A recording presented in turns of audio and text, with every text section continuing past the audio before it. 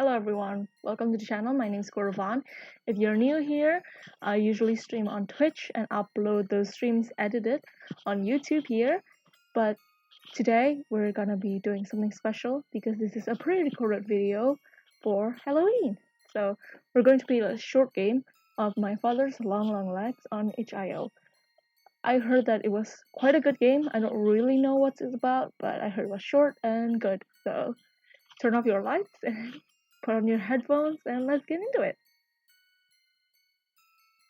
My family lived on the southern edge of a certain Midwestern industrial city in an old house, old enough that its basement still had a dirt floor.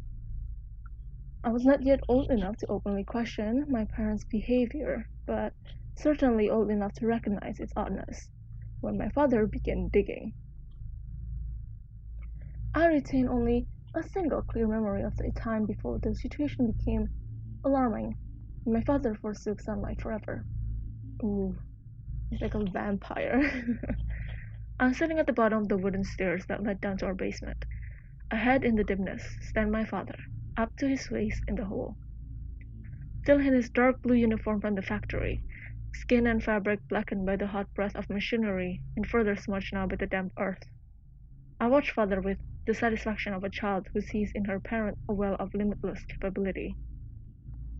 Upstairs, my mother called out that dinner is done. My father takes one last shovel of earth, turns it over to the side of the excavation,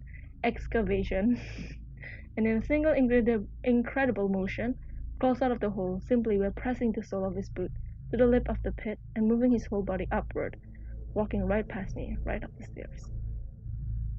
He was always a tall, angular man, as the remaining pictures of him suggest, and to this day I can clearly conjure the marvelous image of my father's long legs striding over me as he emerged from the hole.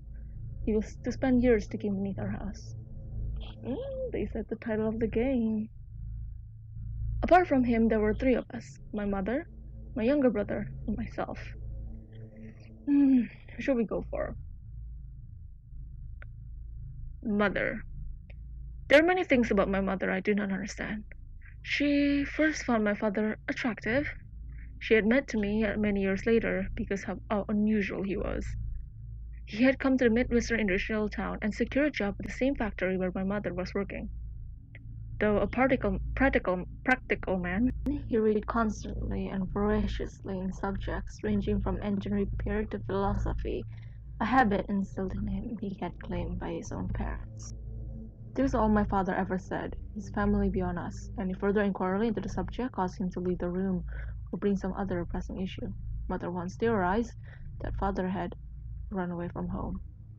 Whatever his reasons for leaving his family behind, my father did not wait too long before beginning a new one. I was born only a few months after my parents were married. Within a few years, father made enough money that my mother could stay at home and watch over me. Not too long after, my brother. Then one night, when my brother was perhaps only a year old, father came home, pulled a brand new shovel from the back of his pickup truck, and descended into the basement, where he began to dig. At first, he told mother that he was preparing to put down a cement floor, suggesting a prelude to a full or partial renovation of the house. As a child, the movement of adult were still largely mysterious to me, and did not know the specific circumstances under which mother realized that his motive was not true. Nor do I know exactly what transpired when father told mother that they must go to the basement to discuss the matter closer to its source. For after the doors shut behind them, my brother and I were left alone in the house. My brother cried most of the night while I lay in my own bed, pillows pressed to my ears. The next day my mother reappeared, quietly prepared our meals, then locked herself in her bedroom shortly after before father returned home and commenced digging once again. My father, for his part, stopped sleeping in the bedroom with her, instead taking to the basement, a decision which coincided with the first signs of his terrible metamorphosis. Oh my god, he is a vampire. The changes were slow, but noticeable. Father began to grow paler. By the time the factory closed, and he could spend the whole day in the basement, he was as white as chalk. Perhaps it was the general evidence of wear, the changes in his skin tone, his subsequent emaciation, I can't read that made him look taller, as if his height increased in proportion to the depth of his project in the basement. Meanwhile, my mother put my brother into preschool and sent me to a latchkey program while she worked to support us. In what seemed a deliberate contrast to my father, she grew somehow darker and smaller. My father dug uninterrupted in the basement for at least a decade, and once I started high school, he did not even leave the basement to join us for dinner. Then my mother left him. I would too, honey. Father was sufficiently involved in his life task that there was no need to replay the same arguments from my childhood. Whatever desire he once had to keep us home with his apparently fallen away, lost in the depths of that pit. On her own, mother seemed to physically decompress, to become less bowed. She spoke more, laughed more, she had friends and lovers. We did not see my father at all after we left. On the day we left for good, he did not even come out of the basement, though by that point it was questionable how easily he could get through the doorway, so tall he had grown. It was not until many years later that my brother suggested we pay a return visit to our father's house. Needless to say, my brother and I had different experience of our early home life. Let's go see the brother's perspective first. My brother was young enough when my father began digging, that it seemed to him an indifferent fact of life. It seems obvious to me that something was wrong with our home. Its wrongness was screamed, I thought, by the chilly terseness in which our mother had moved through it, returning home from work in the late afternoon, serving meals, and retiring to her bedroom. The wrongness was screamed, of course, by my father, who, after losing his job at the factory, spent nearly all day in the basement, emerging at irregular intervals to eat and use the toilet. This is to say nothing of the physical changes he underwent as time went on. The wrongness was screened by my own actions, the heavy worry I felt at any moment that the fragile equilibrium of our house would be upset and my brother's friends would witness the terrifying truth of our family situation. A situation I myself could not begin to articulate, but which I felt ashamed that an outsider would. Of course, my brother, young as he was, saw nothing wrong with inviting his friends to our home, even taking them down to the basement to see what he called, after our father example, I believe, the renovations. The friends never asked to return to the basement after my brother took them down there. Relatable and understandable. Some of them quietly designed to never return to our house at all, much to my relief, though my brother was often disappointed. I recall only one instance when my brother, perhaps 7, when one of his playmates made a scene. I believe my brother's friend came from a religious family, which may have been part of the problem, but there may be also something I recognize only due to my own biases. At any rate, though his cosmology was different from my own, he at least shared some of my anxieties when he attempted to explain to my brother that our father's project in the basement was deeply unnatural. I emerged from the living room because down the hall I could hear crying. I knew that my brother had a friend over, and so was prepared for the worst. The two boys stood outside of the door to the basement, which still stood open. My brother looked as I approached, at loss as how to comfort his weeping companion. "You're going to hell," Officer informed me, after I managed to get him to look at me. That's where he's taking to down there, the child said, looking from me to my brother. He's taking to hell, and you're all going with him. My brother did not invite as many classmates over after that day. I don't believe he ever invited any of them down to see the renovations ever again. Again, understandable. Are we really going to hell? He asked me one night, lying down beside in bed after a nightmare sent him to my room. I told him I did not know. But is that where Dad is digging to? He asked. I told him there was no such place. Then why is Dad digging? In the early days when I sat on the stairs watching him work, my father had given me dozens of flippant answers for his project, seeking dinosaur bones, expanding the basement for a spare bedroom or recreational space, looking for buried treasure, hoping to strike oil, expecting a natural hot spring well beneath the house. All of these excuses had lost currency by this point. Of course, when asked what he was doing, as my brother told me, his religious visitor had inquired, my father had other things to say. "This is not the real world," My father would say, or something along these lines. "What we think is the real world is just a layer of dirt and cake around the true core of the universe. And what is dirt? Inert matter, that weight, the remains of those who came and went before us, contain only further pressed down upon creation with their waste. There was a time when human beings were giants walking upon small earth, and now the earth has grown fat and hateful with our soil, while we have grown small. Starting here, I'm scraping away this sentiment, our coagulated filth, and returning us to our original glory. I assembled this manifesto from my memory, from various iterations and variations fathered over us over the years, and certainly was the sort of a heresy that had offended my brother's erstwhile friend. Still, they were not satisfactory answer to us then, and would not be satisfactory for my brother as he huddled, fearing hell in my bed. But frankly, I had no other answers for him, and let the answer matter lapse into silence. Which is perhaps why, all those years later, he urged me to come with him back to our father's house. Of course, my experience played a part in my eventual decision. A year ago, before we left, my father was the last time I ventured down into the basement. My brother was out with his friends, having reached the age when he finally realized the awkwardness that resulted from bringing visitors to our home, and mother had locked the door to her room and apparently gone to bed.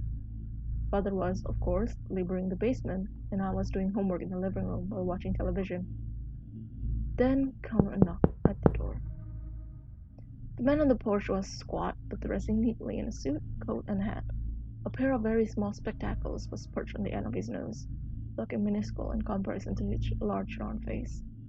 "Hello, young lady," he said to me in labored voice. "Is your father home?" "Who are you?" I asked.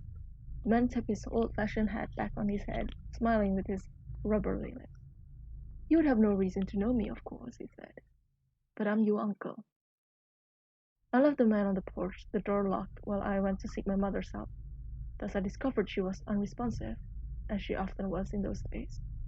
This left me the only option to summon my father from the basement. He did not respond when I opened the door and yelled, though I thought I could hear faintly the sound of his digging.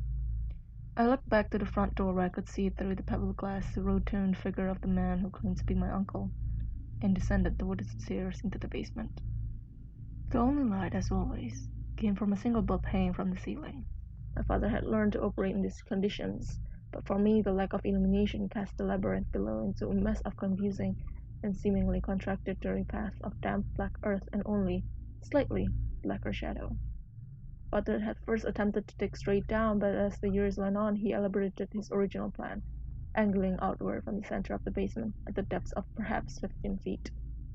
From there he had begun to hollow out the entirety of the basement with one long looping path, threaded and bent down itself like some monstrous length of viscera, all the while continuing his march downward. I stood on the bottom of the stairs that, as I thought of it, still properly belonged to our house. At my feet was a stack of unfamiliar books. They were old, with blank but wrapped brown covers. Next to them was what appeared to be an antique chalk rattle, caked with dirt and several rocks chipped into various unnatural but vaguely instrumental shapes. I turned to the void and called for my father. No response came, but I grew more certain that I could hear, however distantly, the sound of father's shovel. I called for him again, this time giving also my purpose for interrupting his work. "There's a man at the door," I said. "He says he's my uncle." I stood and waited, and as I did so the sound of digging stopped. My father emerged from a minute later or so, unfolding himself from the narrow bands of his maze, his pale skin covered only by the rags of his clothing, and everywhere dusted gray with soil, including, I noted, the corner of his mouth, which seemed stained particularly thoroughly, much more darkly. Your uncle, Father mumbled. "Not asking a question," he then added. my brother. I nodded. Show him in." He ordered. The squat stranger, my uncle, who I remember smelled of sour milk, seemed elated at his prospect. I led him down the basement stairs, his agitation growing exponentially until I saw my father standing at his full height. Must have been at least 8 or 9 feet then, I think, at the entrance of his renovations. I knew to take my leave, and I ascended the stairs. I heard the visitor remark that my father seems to have done very well for himself, in all things considered. I never saw the man who claimed to be my uncle, either that day or any day after.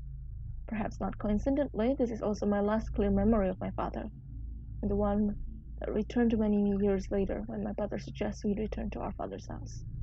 It seemed that my brother wanted to put his mind at ease by checking up on our father, who had been left alone now for slightly longer than we had lived with him. On the one hand, I appreciated my brother's sentiment, even if he felt it was misplaced.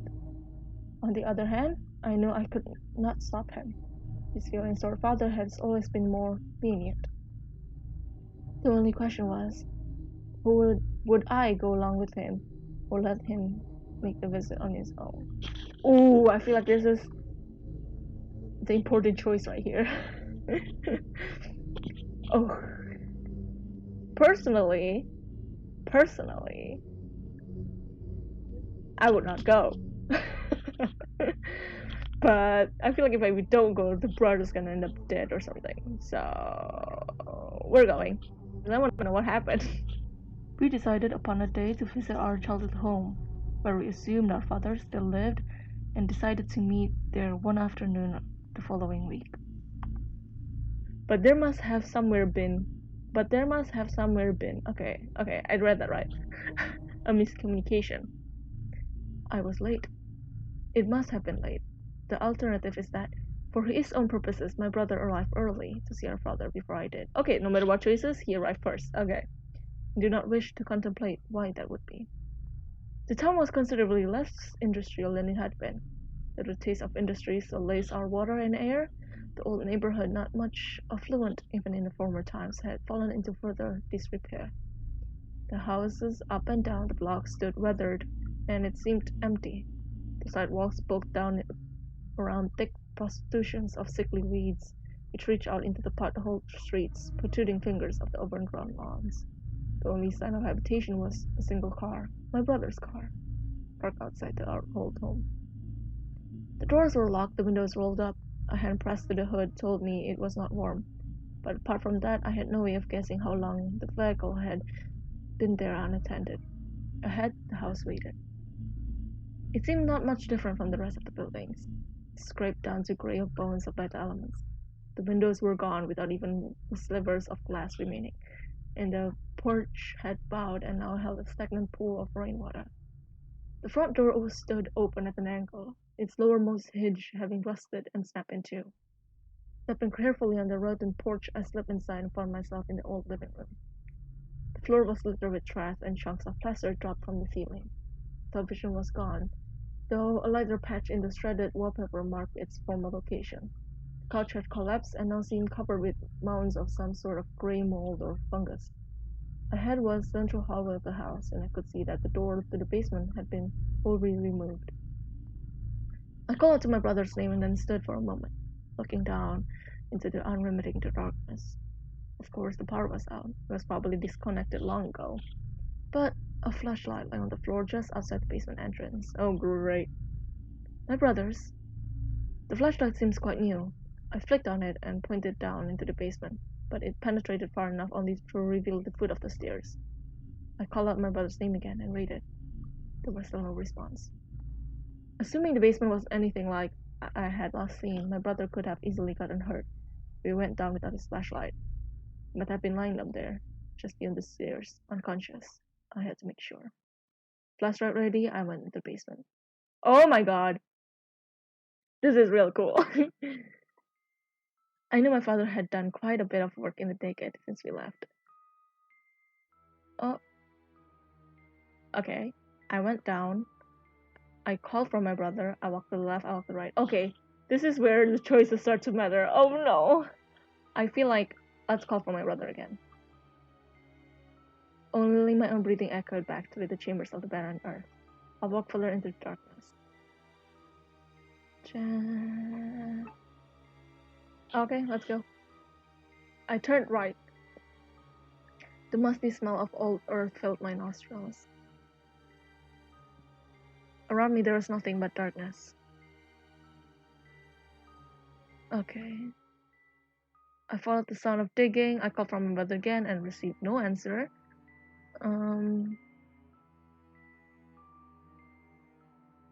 In the distance, the sound of shoveling did not break its rhythm, as if the digger did not know or care I was there. The digger. Where was my brother? I followed the sound of digging. In the distance, the sound of shoveling. Okay. Oh, I followed the sound of digging again. I took a deep breath. Around there was nothing but darkness. Okay, let's just follow the sound of digging. Was I going in circles? How could I even be able to tell? Oh my god! Oh my god! That scared out of me. Oh my god! Oh my god, I was so shocked. Just saying, my earphone is blasting because somehow OBS cannot capture the whole audio, so I had to raise the volume to ensure that you guys can hear. But oh my god, in the distance, the sound of shoveling did not break its rhythm. Blah blah blah. Further into the darkness. Oh, excuse me. I feel like there's gonna be a jump scare. Huh? My mouse is gone. Hello? I'm afraid. I'm afraid of a black screen. I'm afraid something's gonna play on my ears. Hello? Like my mouse is there. Hello? Oh, I did not find my brother. I do not know what to tell our mother. I do not know where to go from there. What to do. It is true I gave up my research, but once I saw what lived there, had been living there for all these years, or more precisely what had grown there, I ran away from the basement. Somehow by my own luck or by some other design. I made it out of that darkness, though my brother has not. There's a chance, I think, that he may still be alive. My guilt is heavy, do not doubt that, but is outweighed by the fear I experienced when I came face to face with that terrible result of father's attempted renovation of a rotted world. I once told my brother there's no such place as hell. Oh my god. Oh my god, oh my god. I still believe that to be true, but whenever my little brother is now, oh my god. Excuse me? I'm scared. Is that the father's? I wonder if it's grown as tall as father. Oh my god. My father's long, long legs. Oh my god. That was...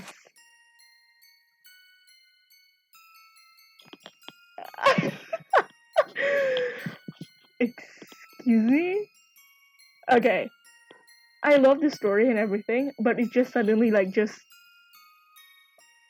Oh my god. I'm still processing. And honestly, what just happened? I cannot comprehend what just happened. Did our brother got lost? I hope so. I don't think the father ate it or something. But honestly, the humming scared the living out of me. Not just that, the shoveling, the sudden shovel was, oh my god. Okay. I thought I should add music to this, but honestly, with music, the shoveling wouldn't be as scary as it was suddenly. From quiet and then suddenly just shoveling. Anyway, that was such a great game. I was genuinely freaked out. Honestly, you guys should, I bet there's other choices. You guys should play this game, put a headphone on, turn the light off like I did, and I trust you. Chills down your spine. Anyway, thanks everyone for watching. I'll see my stream if you want to see more of me. I'll probably still upload too. So thanks so much for watching. I love you. Please subscribe if you want to. Leave a like if you want to, and have a good day. Bye bye.